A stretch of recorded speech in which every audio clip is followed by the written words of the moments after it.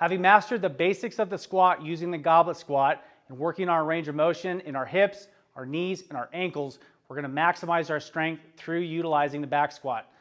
Go ahead and show me how this back squat's going to set up, Annie. Now she has the bar, which is going to be a little bit above chest height. This is going to allow her to get under the bar with the partial squat and unload it with her legs.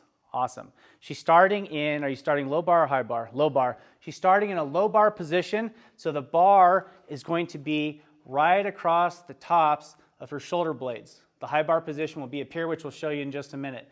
As she unracks the bar with her legs, she's going to take a step back just to clear.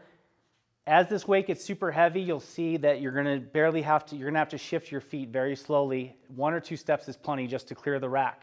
Her wrists are going to be engaged, knuckles up. You don't want to have your wrist being bent into extreme flexion like this.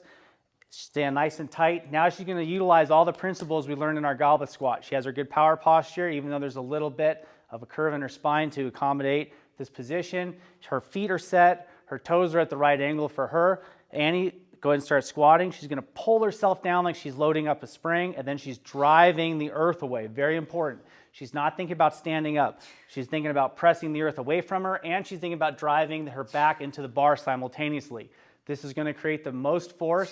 It's going to make you strongest and safest when you're back squatting. Make sure your abs are braced the entire time. At any point in time, I could punch her in the stomach and she's going to be fully braced and ready for it. One more. Good. When you finish, you're going to slowly walk the bar back in. You need the bar to make contact with the cage, and now you're unloading it with the legs again. Very important. You don't want to walk in and dump the bar forward like this. If your back's fatigued, that's where a lot of injuries can happen. Let's transition into the high bar position. All the same techniques are going to apply. The only difference is that go ahead and just hunch forward just a little bit like you're in that low bar. Set up like, just pretend you're in the low bar. So when she's in the low bar position, this is her finish point. She has to have this position because the bar has to be over the center of her feet. You always want your skeleton to be being loaded by the bar. So in this position, the bar is going to be over the middle of the feet. When we come high bar, we're going to be setting the bar right at the base of the neck. So go ahead and come up like, so she will be finishing straight up and down, and throughout the squat, her chest is going to remain relatively higher, pointed forward. Go ahead, Annie. Give us a solid 3 reps.